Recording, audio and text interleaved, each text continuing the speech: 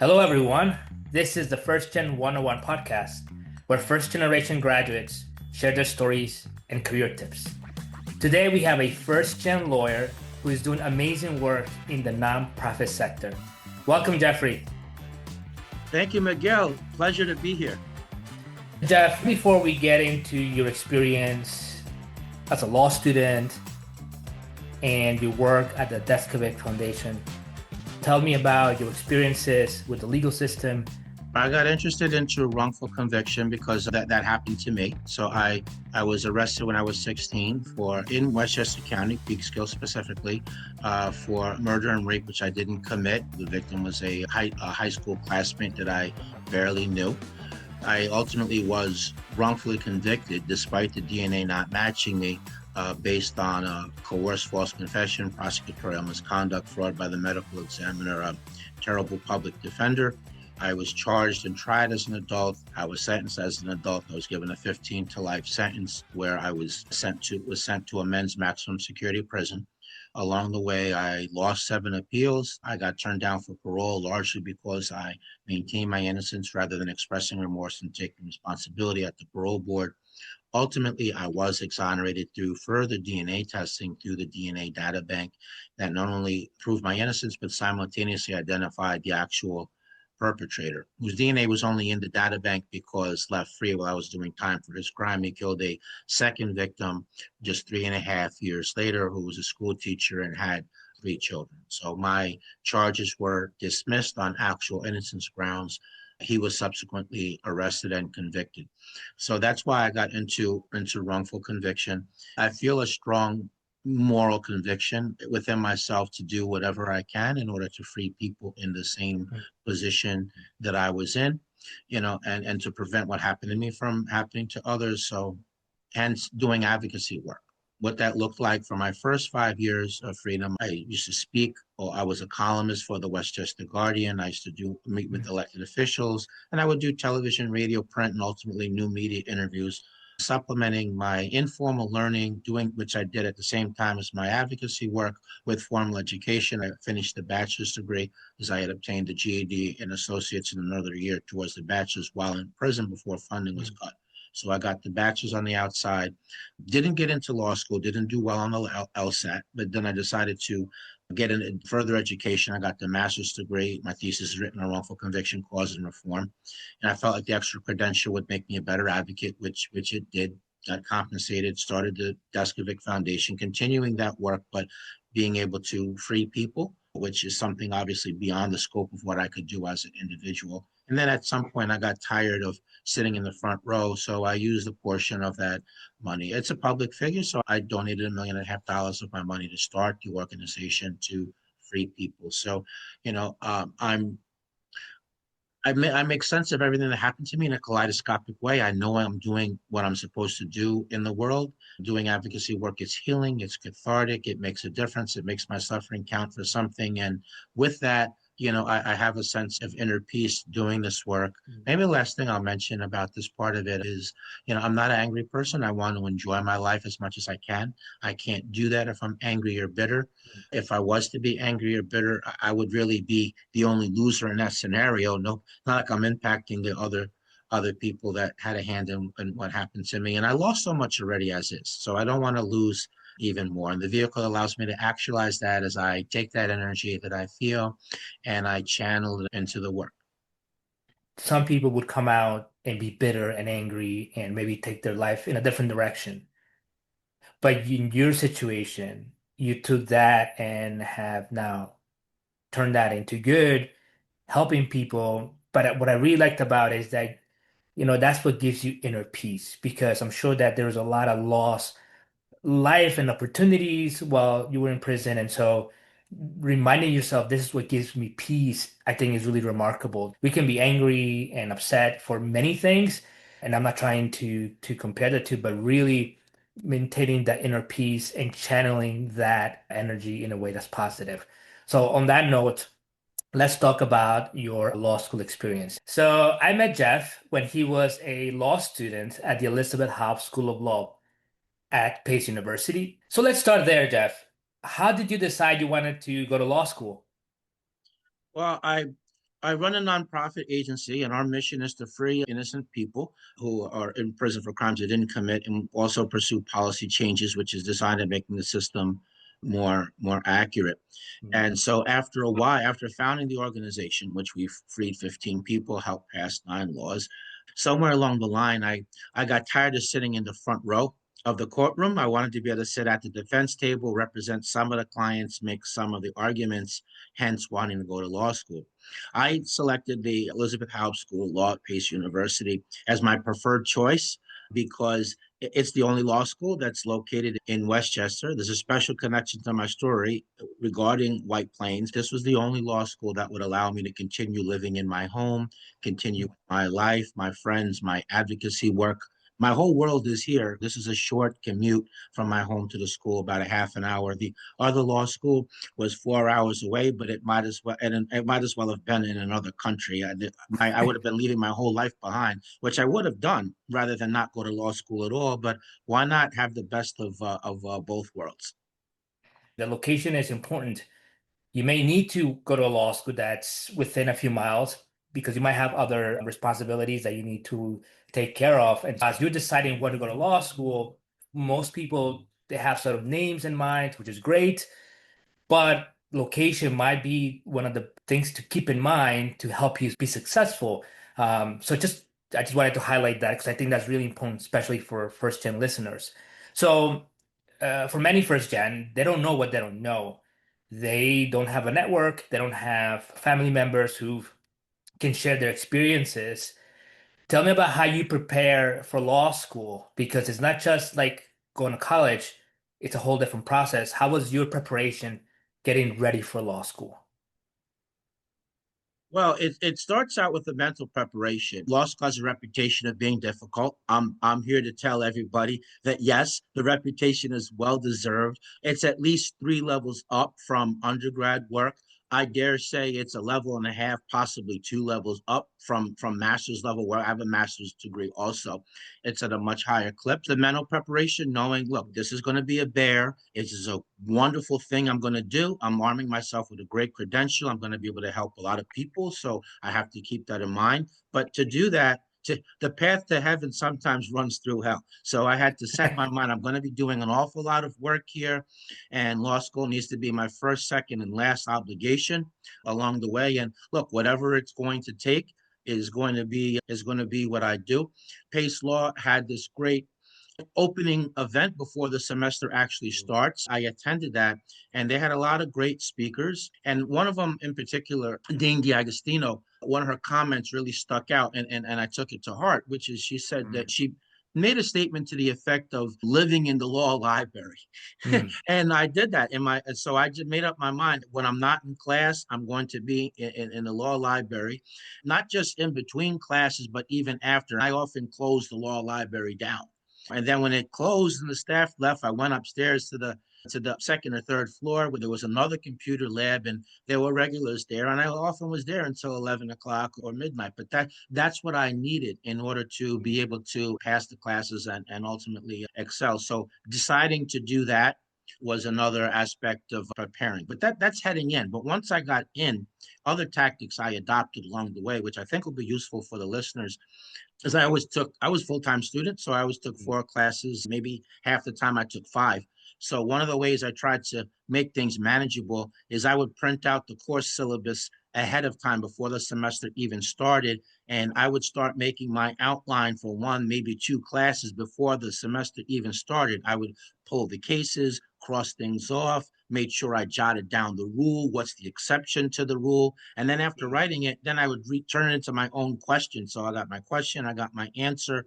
So now I've touched because I've typed, I've read, so I saw. I used to have people ask me questions, so I have my hearing. So I'm using multiple senses. So by the time the semester started, I already knew the material from one, possibly 2 classes, so that the lectures were really more of a reinforcement rather than learning in the first instance. And so it almost felt like I was only taking 2 classes or 3 because I didn't have to learn everything everywhere all at once.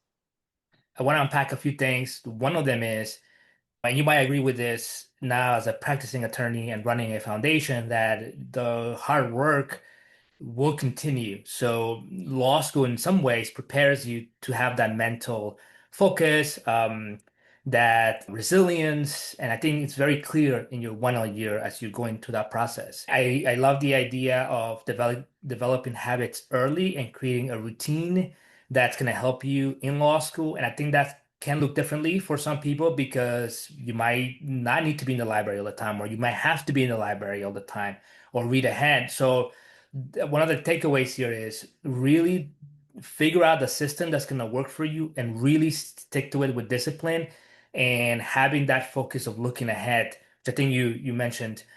You're you mentioned all these habits and all these systems you put in place for yourself. What would you say was the most shocking experience during your 1L? Or in other words, what was it about 1L that really shook you and made you think, okay, I'm really at a different educational journey? I would be remiss if I didn't share the importance of the website Quimby. So Ah, you go out Quimby, and you can type the cases in there, and they give you a short, like a half paragraph backstory, the facts, and then again another like half paragraph to a yeah. paragraph on the legal principles, and I have questions at the end of each chapter, and so I would do the questions, and I would keep doing it till I got all of them right. Then I went to the next section and I would keep going till I got all the questions right. Then I would do a cumulative and I have to get all of them right before I move to the third. So it's a reinforcement. So that's one tip that worked well for me that I wanted to share. And the other thing is that to the extent that some of the listeners would be non-traditional students, older students, which I certainly was, I was in my 40s. I want to say maybe 44, 45 approximately. So I had the advantage of being more intentional. So I wasn't Mhm. there by default. My parents weren't making me. I wasn't doing it because I didn't know what else to do. So I wasn't going to be prone to any of the distractions. Now, coming Mhm. to your question now, what made me really shake me and realize I'm in the sheer volume of work that's required. It's a lot of reading. So that part shook me. But then also, it's a lot of pressure being in law school because of the fact that a good 90% of the classes, everything, I mean, everything is riding on the final. Okay. There aren't tests or quizzes or book reports or anything, any written work. None of that. Everything's going to be based on the final. So if you have a bad day on the final, if you get hit with some questions you weren't prepared for, that's going to be a disaster.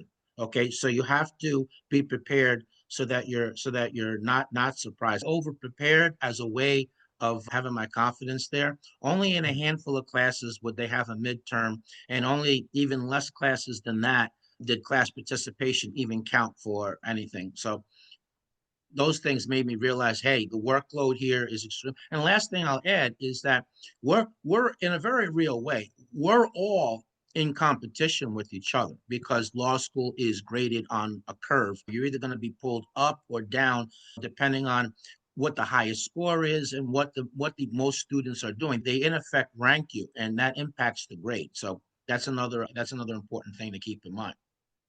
For many incoming students, it's going to be a new experience having to depend on your final. So I appreciate you being clear about being prepared for your final.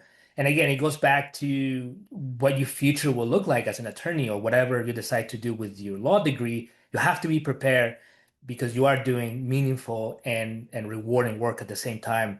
I also want to highlight the competition. A lot of listeners will often ask me, is Pace law, in this case specifically, is Pace law competitive? And sometimes I think there's this negative connotation that people are against each other. One, there is a competition, as you mentioned, within students from a grading perspective. I think law school is competitive in nature.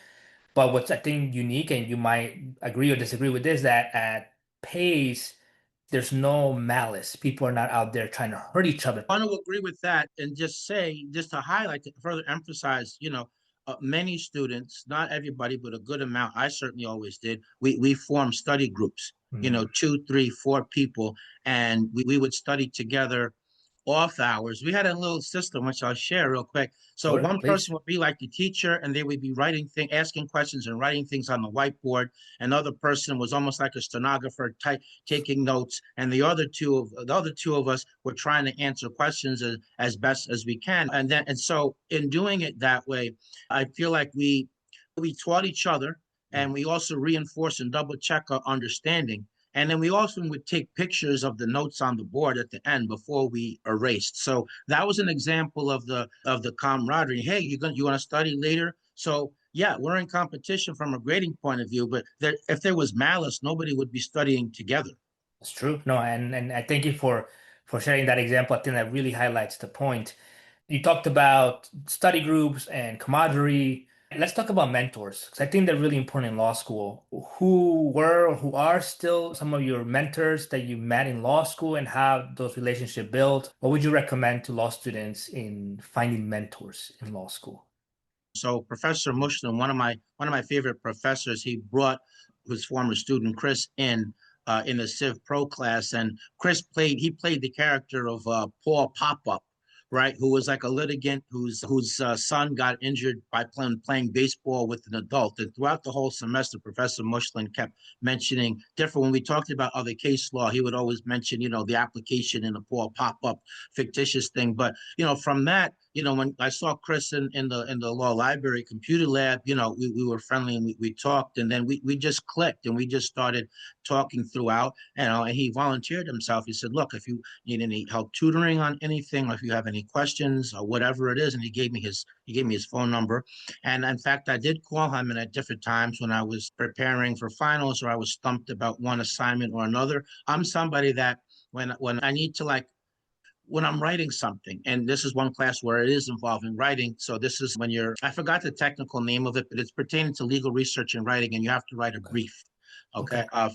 for the class. So I'm somebody that when I write, I have to envision what it's going to look like, what are the general points, what are the order in which I'm going to do it in, and what are my transition sentences going to be. So when I was having trouble envisioning that, I remember I consulted with him, and so we continued that, not just during that 1 year overlap but I also remained in touch with him post law school career, and he helped me study some in regards to the bar exam, and we're still in touch today. I mean, as it turns out, by coincidence, his father lives 2.5 blocks from my house. And so Wow. Chris lets me know when he's going to visit his dad, and he invites me to come over there, and I come, we visit, we all talk and chat and everything. So he's definitely was a mentor, and I found that a lot of third year law students were willing to be that for first year law students. And when I eventually was a third year law student, I did the same.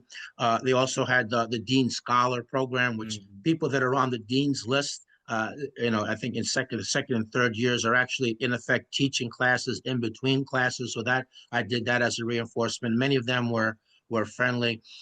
Last thing I'll mention in terms of a role model, I had a Professor Gershman, one of the founding professors, Mhm. considered to be the country's leading expert on prosecutorial misconduct, he and I had a relationship that predated my tenure as a student. We were both in the It Could Happen to You coalition doing policy work around criminal justice reform. So we were very friendly, and his door was open to me always, and I used to consult with him about, like, what classes should I pick, and sometimes on one study topic or another, and he'd give me a few tips, and he always kept up with how I was doing generally. I couldn't wait to get to his office and tell him about my grades.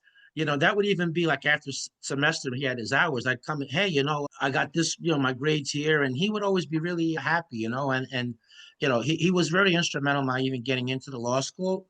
So I always felt proud to bring him good grades, and we're still colleagues now. Same thing with Professor Dorfman, adjunct professor Robin Frankel. I still have professional relationships that have like a friendly side to them also, even post law school. So I think that that's a very valuable aspect of law school. I've seen this with other alums where they meet in law school, and I think Dean Anderson has mentioned this during his orientation introduction, where he talks about your peers will become your network. So it's really important that as you go to law school, that you're also intentional in how you develop relationships and really continue to build them through law school, but even after law school, because I think Jeffrey would agree that, especially in New York, in the type of work that he does, people will see each other regularly. So it is a small world where you will see your colleagues over and over. So really be intentional about developing your mentorship and with professors. It's when I worked in the clinic where I met Jeff for the first time. Um, uh, Professors have this large network, right, of alums. And so if you're looking for an internship or a job, it's very likely that alums will go back to faculty and say, hey, I'm looking for an alum, I'm sorry, a student for an internship or etc. So really be intentional about developing those relationships because they'll be able to help you that way too. I want to talk about the Deskovic Foundation next, but before I do that, just to close this part of the episode, how did law school transform you, Jeff? It's changed the way that I think. I'm I'm I'm a much more precise and linear thinker. You Mm, know, like so sometimes a lot of times people talk about things just in a general conversation, non-legal way, where as long as the gist of what you're saying is correct, that's good enough. But mm. I don't think that way anymore. I'm really, really precise and down to the T. So that's part of it. And another thing is that I think that in my effort to get as best grades as I could, I would often, like, even on the fly when I'm writing a lot of the questions for law school, not everything is multiple choice. Often you're given topics and you have to like write many paragraphs. So I would always like double check and improve. And I'm like that in all of my writing, not just my legal writing, but even in emails. I check things a second, sometimes a third thing, and I find one thing or another to refine or say in a different way or a clearer manner. That's definitely a holdover effect from law school.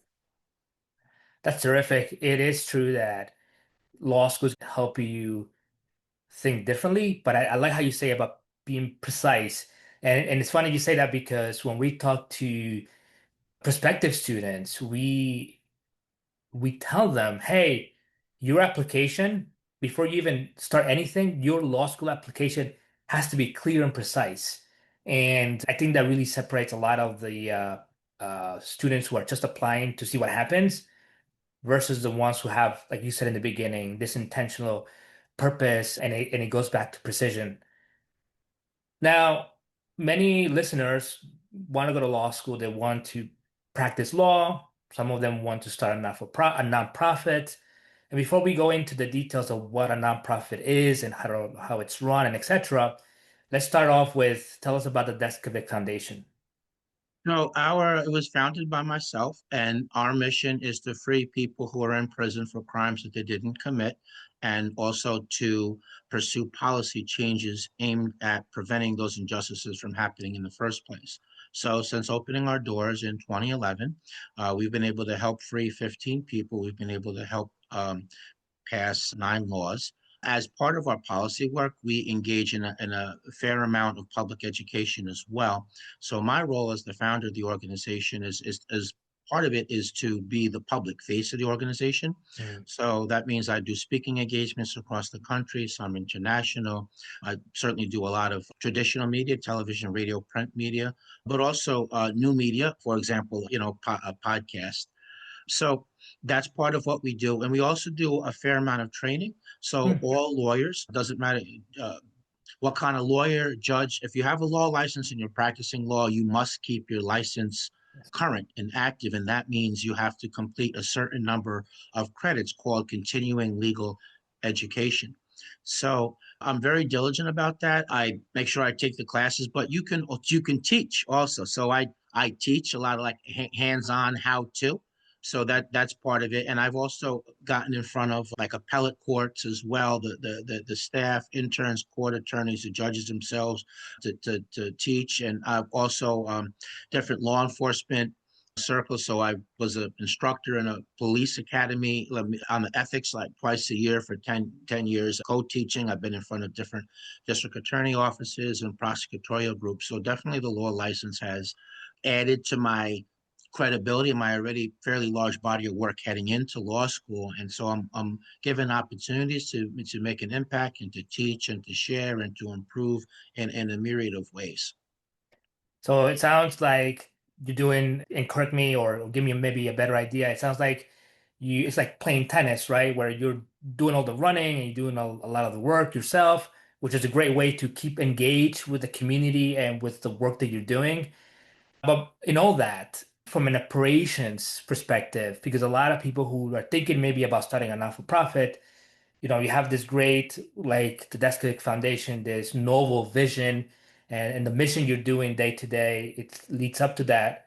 But from an operations perspective, what has been the hardest thing of running the day to day of the foundation? Two things. Without a doubt, the first thing is raising money. Mm, So the theory of a nonprofit says, I'm going to provide a service for a population that can't afford to pay for it. And to cover the cost, I'm going to raise money from third parties, whether that's large donors, medium sized, small donors, whether it's crowdfunding, whether it's grants from the government, whether it's grant from other nonprofits that are not direct service providers, whether it's a gala. In reality, it should be something of each. So that really is the hardest thing, which is why a tip I'll give to people, most founders, myself included, okay, or all we're thinking about when we're contemplating starting the organization is the service we're providing, but that's actually backwards. You should mm, be thinking about the financial side because if you don't have the operational funds to carry out the mission, nothing else is gonna matter. So having board members that they're able to give or get a certain amount of money. That means each year they're responsible for bringing in X amount of dollars, whether they're going to write a check themselves, whether they're going to introduce you to other people that are going to write checks, but they're responsible for doing that. They need to meet with, board needs to meet like 4 to 5 times, a year, but they're also a credibility transference. Well, I know Miguel is on the board of this organization, so they must be legit because I know Miguel. I mm. don't know them, but I know Miguel. So if he's there, they're legit. So the credibility transfer, they're supposed to give some advice. They helping you with big picture things, but also they're providing an oversight aspect also too. I mean, the nonprofit is given a special tax designation, so people who donate, they're given a tax break as a way of inducing them to want to contribute. But in exchange for that, the government wants to make sure you're following the rules, and so the board members have to provide that oversight. So that's the biggest challenge, the raising money part of it.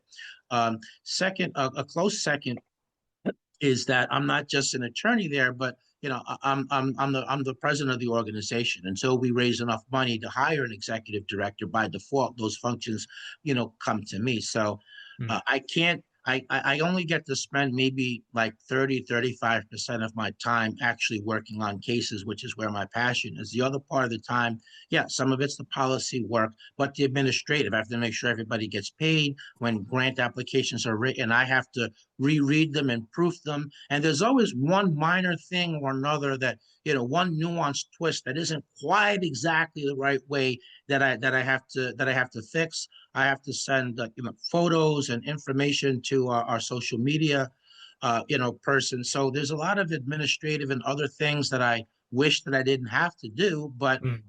at the moment, I have to because there's no one else to do them. So I think that most founders just think about themselves carrying out the mission, but it's a lot more to it than that. If you're the founder, if you don't have an executive director to manage the day to day, that's going to be the founder's job. So thinking about all of that is a key. You talked about the impact. What are some things that you're looking ahead that really are exciting, that really are sort of your motivation to keep doing the work that you're doing? So definitely some of the policy changes. So coerced false confessions have caused wrongful convictions in 29% of the Mm, DNA proven wrongful convictions.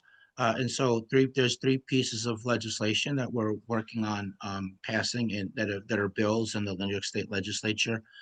So one of them would be mandating that the police record all custodial interviews. So current law requires them to record, but there's exceptions for homicide, sex offenses, and drug cases. So we want to get rid of the exceptions, record everything. Let's just be more transparent. And by the way, that's better evidence, and it protects honest cops from false allegations of coercion. There's a bill called a police deception bill, which would ban law enforcement from lying to suspects in interrogations because that's inherently coercive, and the Youth Interrogation Act. So that's a bill which, if passed, would give 17-year-olds and kids Mm, younger a non-waivable right to counsel. They would have to speak to a lawyer to explain to their rights to them, so that they could then decide if they wanted to waive their rights or not. So that's exciting to me because youth are particularly vulnerable to mm, coerced false confessions, and many youth, and even many adults for that matter, really don't understand what our Fifth Amendment rights are. And so mm, that would try to breathe some life into the Fifth Amendment. So I'm looking forward to that.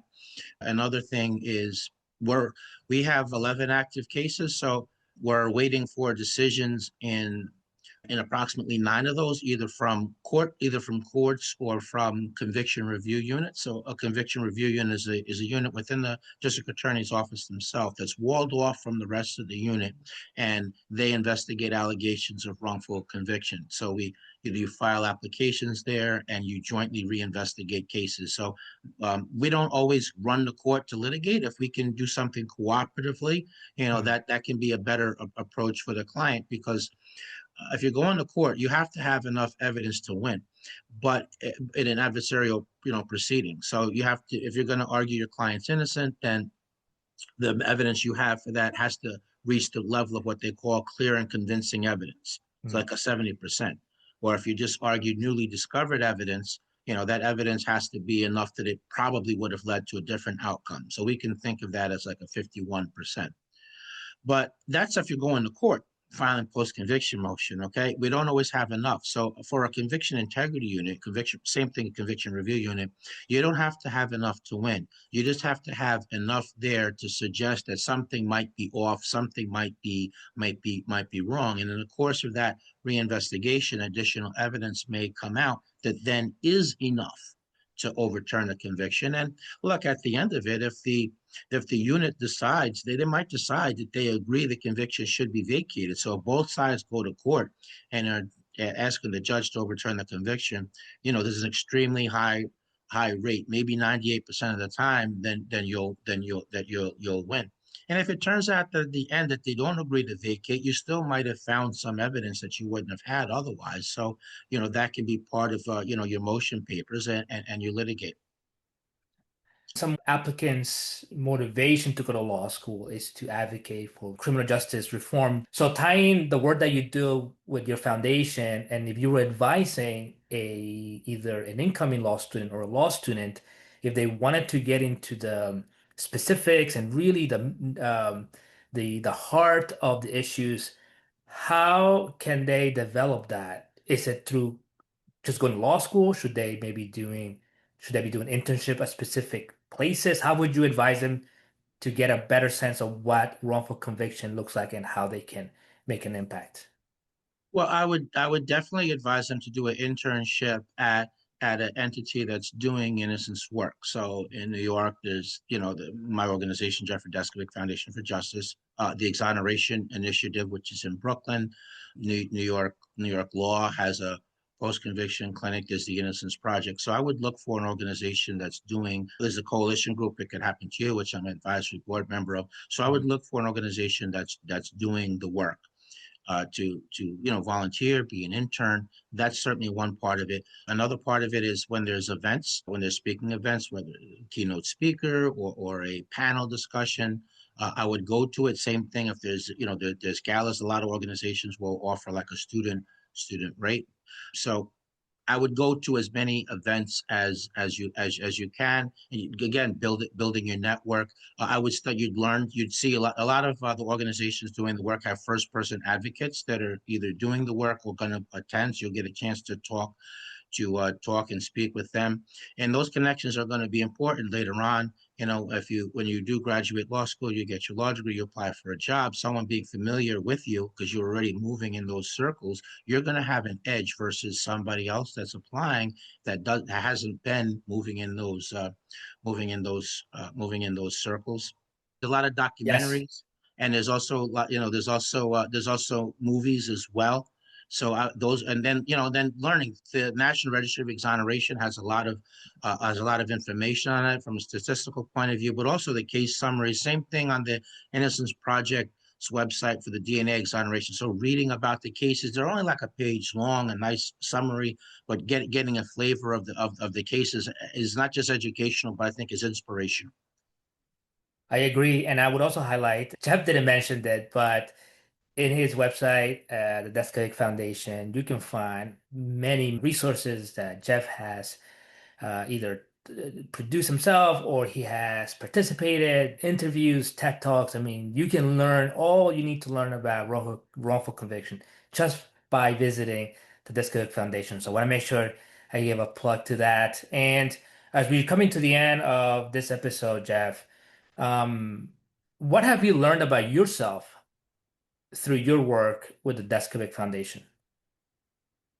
A reinforcement of just the tenacity. I mean, look, when I set a goal, I just don't quit. I don't stop. I'm going to look for a way to win. I'm going to pursue that, and if I have to alter my strategy a little bit still to get to the promised land, I'm going to do that. It's when in the course of doing legal work, I remember like when I worked with my paralegal, I remember I called him once. I said, "Look, I know you're going to kill me. I know we finished our fourth draft, but I have another idea to put one more thing in. I'm going to bring this idea over here to you. Somebody's freedom, someone's life is on the line, and so we're going to go the extra. We're going to go the extra mile." So I would share that. And the other thing is that, as I mentioned, I review other people's work, but I'm not afraid to have other people review my Mhm. work. The title, the formal education really doesn't matter, or who the idea is comes from doesn't matter. It's the merits of the idea, and we think about how something's going to play, how it'll be taken. Is there any possible way that this thing could be misinterpreted? And because if this meaning is applied to it rather than that, could that mean that we'll lose? Because if so, we're going to reword the wording. So we're going to be completely clear. Professor Gershman told me once, one word can change your whole argument. It could make you win or lose. So being very intentional and again, precise again. I love how you mentioned that there have been times where you've had to go to your paralegal and say, hey, we have to, in some ways, redo our strategy. But you also mentioned there's someone's life at stake, always keeping the goal in mind even if you have to do rework, it's all worth it because it's not the work, but it's the outcome that's at stake. So I really love how you mentioned that. I think that's really good for anyone who's listening who's running a company or not for profit. Always keep the goal in mind. And so, Jeff, to end, how can our listeners support the work of the Deskovic Foundation? Sure. So we do have a crowdfunding page on the website Patreon. Just go to Google and just type in Patreon Deskovic Foundation. My dream is what if there was 25,000 people who were willing to sacrifice $3 to $5 a month on a recurring basis in order to free innocent people? I mean, who would miss that from their pocket? But if Mm. there were 25,000 people doing that, that would give close to $1 million. So we could hire additional attorneys, paralegals, other essential personnel, and we could work on freeing even more people. We could work on pursuing policy changes beyond just New York, Pennsylvania, and California. My ultimate dream is to have a chapter of the Deskovic Foundation in each Mm. state, ultimately in each country. But that, of course, will be when the public financial support is there. So the Patreon campaign is one thing.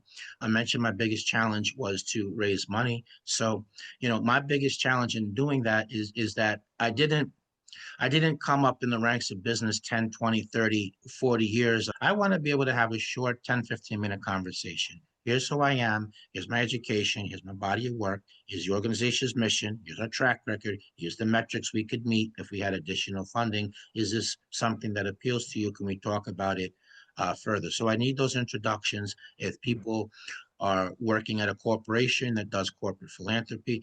I asked just to put us on their radar. I do speaking events, and I get honorariums for them. Those are always made out to the foundation as a minor income stream for our innocence work. So again, just floating us to the idea of places that bring speakers in. We do have internships, so I'll give a plug. Would love to have a few more PACE. We've had a few over the years, but would love to get a few more PACE law students so people can intern for us. People can volunteer. If you're a retiree, would love. Do you want to do something meaningful? With some of your free time, would love to have you. People can reach me through the website, deskovic.org, Deskovic. There's a web form there. I answer the emails. Follow us on social media, Deskovic Foundation on Instagram, Deskovic Foundation on YouTube. We have speaking events. There's even some legislative testimony that I've given are there. Plenty of new media and new media interviews. Lots to learn that way. Follow us on book as well. So those follows are a way of actually helping us as well. The bigger the audience that we have, the more people see our message. And hey, maybe at some point our following will be so big that it could be possible that places would give a sponsorship in order to promote whatever service or product that they're doing. And that's the last thing I'll end with is that if you if there is a service that you do provide and you can see where there would be an application to that for a nonprofit organization, if you wanted to donate some services, that would be welcome as well. So it's many people that work together for people that get wrongfully convicted. We need many people on many levels to help undo them. Thank you, Jeff, and definitely think about that. It's not the money you're donating, whatever amount you believe it's in your heart to donate. It's about helping people who really need it. Jeff, is there anything else you'd like to share with our listeners? Is there anything else that you would like to add to our episode today? Yes, if you're thinking about law school, and I go back to myself, I debated within my own head for about 3 years. Did I want to stay at the master's degree? Did I want to go to law school? Did I want to get a doctorate degree? My inclination was to go to law school, but then I think, well, look, this is going to be 3 long, hard years. The overwhelming majority of the subjects in law school I'm going to be studying are ultimately going to have nothing to do with the area of law I want to practice. So that was kind of a debate in my own mind. And I remember I attended an event I spoke at the Judicial Institute, which is actually located on campus. And I was chit-chatting with Judge Hines Radix at the end. And she said, Jeff, some of these subjects better than some lawyers, even better than a few judges. That's why we had you come in and speak to us. Why don't you just go get the piece of paper? Why don't you just go get the official credential? And so that ended the debate in my mind. So a lot of people are thinking about the long 3 years and then, the difficulty, it's intense prep for the bar exam. But I would encourage anyone on the fence or who has those concerns, do it. I'll say this line of reasoning that, 3 years is going to come and go, right? And you're still going to, provided you're still alive, you're still going to be here. So the only question is, are you going to be further along the line on your goal? Are you going to have graduated law school by then, or are you still going to be stuck in the same place because you're worried about the time? So with that, so many doors have opened for me and also for many of my classmates. I mean, I even have a pair of former classmates that I refer cases to. I do a quick vetting and then I refer them out and then I help maintain the client rapport. You get a referral fee, but I'm also sending business to clients that they wouldn't get, other colleagues that they wouldn't get otherwise. So again, the importance of the network, all those factors are all reasons why you definitely should go to law school for sure. I would only add one thing, and I think just to tie everything, don't live with regret. If you have a goal, if you have a dream, pursue it. The worst thing that can happen is that you learn something from it, whether it's the actual goal or something else. So Jeff, thank you for this conversation. I really appreciate you sharing and being open and transparent about your experience and how the Deskovic Foundation is making a real impact in our society. I really thank you for your time. And for our listeners, definitely connect with Deskovic and make a donation or get involved. Thank you, Jeff. Thank you.